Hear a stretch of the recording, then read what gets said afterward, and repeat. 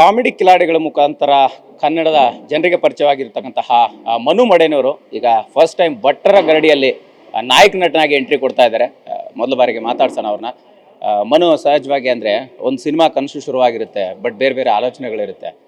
ಈ ಜರ್ನಿ ಇವತ್ತು ನಾಯಕ ನಟ ಆಗುವಂತ ಬಂದು ನಿಂತಿದೆ, ಅದು ಭಟ್ಟರ ಗರಡಿಯಲ್ಲಿ ಹೀರೋ ಆಗ್ತಾ ಇದ್ದಾರೆ. ಸೊ ಹೇಗೆ ಅನಿಸ್ತಾ ಇದೆ? ಇವತ್ತು ತುಂಬ ಖುಷಿ ಆಗ್ತಾ ಇದೆ. ನಾವು ಏನೇನೋ ಕನ್ಸ್ಕೊಂಡಿದ್ದು, ಕನಸು ಯಾವತ್ತಿದ್ರೂ ಸ್ವಲ್ಪ ದೊಡ್ಡದಾಗೇ ಇರಬೇಕು ಅನ್ನೋ ಒಂದು ಕನಸು. ಅದು ಯೋಗರಾಜ್ ಭಟ್ರು ಸರ್ ಬ್ಯಾನರಲ್ಲೇ ಲಾಂಚ್ ಆಗಬೇಕು ಅನ್ನೋದು ತುಂಬ ದಿನಗಳ ಕನಸು. ಅದಕ್ಕೆ ಇವತ್ತು ಸಂಕ್ರಾಂತಿ ಹಬ್ಬದ ದಿವಸ ಒಂದು ಇಡೀ ಕರ್ನಾಟಕದ ಜನತೆಗೆ ಒಂದು ಸಿಹಿ ಸುದ್ದಿನ ಕೊಟ್ಟಿದ್ದೀವಿ. ನೀವು ಮೊದಲ ಜರ್ನಿ ಅಂದ್ರೆ ಕರ್ನಾಟಕದ ಜನರಿಗೆ ಪರಿಚಯ ಆಗಿದ್ದಂಥದ್ದು ಕಾಮಿಡಿ ಕಿಲಾಡಿಗಳ ಮುಖಾಂತರ. ಸೊ ಆ ದಿನಗಳು ಹೇಗಿತ್ತು? ಸೊ ಯಾವತ್ತಾದ್ರೂ ನಟ ಆಗ್ಬೇಕು ಅಂತ ಅನ್ಕೊಂಡಾಗ, ಅವಕಾಶಗಳಿಗೆ ಅಲ್ದಾಗ ಇವತ್ತು ಒಂದು ದೊಡ್ಡ ಬ್ಯಾನರ್ ಲಾಂಚ್ ಆಗ್ತಿದ್ದಾರೆ. ಸೊ ಆ ಜರ್ನಿನ ಹೇಗೆ ನೆನಪು ಮಾಡ್ಕೋತೀರಿ ಅಂತ? ಈ ಒಂದು ಸಿನಿಮಾ ಅಂತ ಒಂದು ನಾವು ಲಾಂಚ್ ಆಗಬೇಕಾದ್ರೆ ಮುಖ್ಯ ಕಾರಣ ನಮಗೆ ಕಾಮಿಡಿ ಕಿಲಾಡಿ. ನಾವೇನೇ ಬರಬೇಕಾದ್ರೂ ಹೊರಗಡೆ ಒಂದು ಗುರು ಅಂತ ಇರಬೇಕು. ಅದಕ್ಕೆ ಕಾಮಿಡಿ ಕಿಲಾಡಿ ಅನ್ನೋ ಒಂದು ವೇದಿಕೆ, ಅದಕ್ಕೆ ಎಷ್ಟು ಕೋಟಿ ಧನ್ಯವಾದಗಳನ್ನು ಹೇಳಿದ್ರು ಸಾಲದು. ಇದಕ್ಕೆ ಮತ್ತೆ ಇನ್ನೊಂದು ಏನಂದ್ರೆ, ನಮಗೆ ಅನ್ನದಾತರು. ಒಂದು ಸಿನಿಮಾ ಮಾಡಬೇಕು ಅಂದ್ರೆ ಎರಡು ಕೈ ಸೇರಬೇಕು. ಒಂದು ಕಡೆ ಪ್ರೊಡ್ಯೂಸರ್ ಇರಬೇಕು, ಇನ್ನೊಂದು ಕಡೆ ಡೈರೆಕ್ಟರ್ ಇರಬೇಕು. ಇದಕ್ಕೆ ಅನ್ನದಾತರು ನಮ್ಮ ಸಂತೋಷ್ ಅವರು, ವಿದ್ಯಾ ಅವರು ನಮಗೆ ಆಸೆ ಬ್ರದರ್ ಥರ.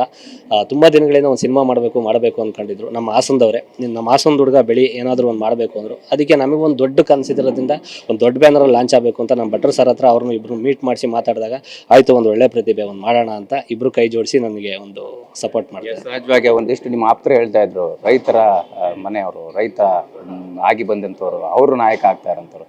ಸೊ ಅದು ಹೇಗೆ ಏನು ಅನ್ನೋಂಥದ್ದು?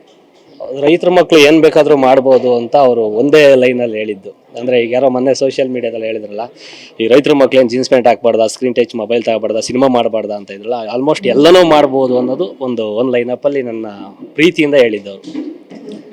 ಟೈಟ್ಲಲ್ಲಿ ಒಂದಿಷ್ಟು ಸಹಜವಾಗಿ ವಿಶೇಷತೆ ಇದೆ. ಒಂದು ದೊಡ್ಡ ಹಿಸ್ಟ್ರಿ ಕ್ರಿಯೇಟ್ ಮಾಡಿರುವಂಥದ್ದು, ಬ್ರ್ಯಾಂಡ್ ಕ್ರಿಯೇಟ್ ಮಾಡಿರ್ತಕ್ಕಂಥ ಸಾಂಗು ಕುಲದಲ್ಲಿ ಕೀಳಾವುದು ಅನ್ನುವಂಥದ್ದು.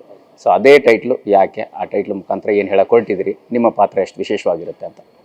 ಇದರಲ್ಲಿ ನಾವು ಏನು ಬಿಟ್ಕೊಡಂಗಿಲ್ಲ. ಬಿಟ್ಕೊಟ್ರೆ ನಮ್ಮ ಡೈರೆಕ್ಟ್ರು, ನಮ್ಮ ರೈಟ್ರು ಪ್ರತಿಯೊಬ್ಬರು ಭಯಂಕರ ಭಾಳ ಹಿಂಸೆ ಕೊಟ್ಬಿಡ್ತಾರೆ. ಹಿಂಸೆ ಅನ್ನೋದಕ್ಕಿಂತ ಬೇರೆ ಥರನೇ ಆಗುತ್ತೆ. ಹಂಗಾಗಿ ಸಿನಿಮಾದಲ್ಲಿ ಒಂದು ಲೈನ್ ಹೇಳಬೇಕು ಅಂದರೆ, ಮನುನ ಕಾಮಿಡಿ ಕಿಲಾಡಿಲಿ ಏನು ನೋಡಿದ್ದಾರೆ ಅದಕ್ಕಿಂತ ಒಂದು ಕಾಮಿಡಿ ಇರುತ್ತೆ. ನಮ್ಮ ಸ್ಟ್ರೆಂತ್ ಏನಿರುತ್ತೆ, ನಮ್ಮ ಜಾನರ್ ಏನಿರುತ್ತೆ ಅದು ಇದ್ದೇ ಇರುತ್ತೆ. ಅದು ಬಿಟ್ಟು ಮಾಡೋದು ಬೇಡ.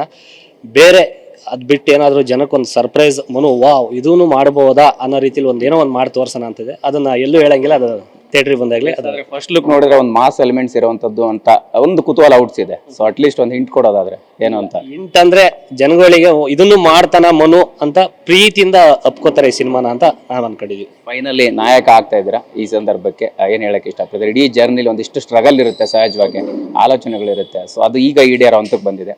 ಏಳು ಬೀಳನ್ನು ನೆನೆಸ್ಕೊಳ್ಳುವಂಥದ್ದಾದ್ರೆ ಇಷ್ಟು ದಿವಸ ನಮ್ಮ ಜರ್ನಿಯಲ್ಲಿ ನಾವೇನು ಜೂನಿಯರ್ ಆರ್ಟಿಸ್ಟಾಗಿ ಮಾಡಿದೋ ಪ್ರತಿಯೊಂದು ಕಾಮಿಡಿ ಕಿಲಾಡಿ, ರೈತರು ಕೆಲಸ, ಬೇಕ್ರಿ ಕೆಲಸ ಏನೇನಿತ್ತು ಆ ಒಂದು ಜರ್ನಿಲಿ ಕನಸಿದ್ದು ಒಂದೇ ಸಿನಿಮಾ.